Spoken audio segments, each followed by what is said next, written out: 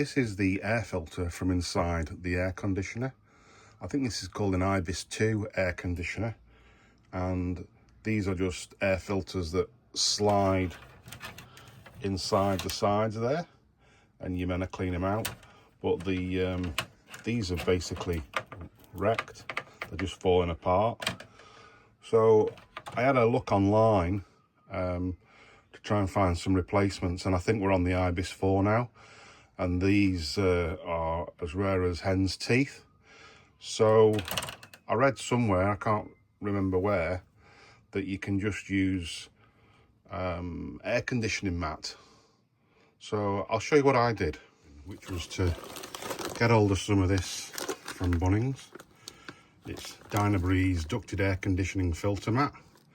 I think it was about $30, and basically all you need to do, get your scissors, get a piece of that matting and cut it the same shape as your filter. And so once you've cut your piece of matting, you just need to place it on your air conditioner vent. Now obviously it's a bit easy for me because I've had to take this out recently to check out a little leak we had, but you should be able to just push it up on the inside of there. You might even be able to tape it to the actual old air filter. So you just lay your filter mat underneath where the original filters go and gently push that in, and that locks in place. So there you can now see I've popped the filter back in with the new filter mat underneath it.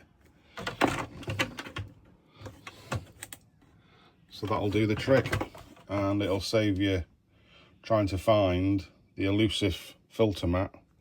And I'm sure that would work on most of the modern ones as well. And I think the filter mat's about $130, and a roll of the filter blanket that I showed you earlier was about $30.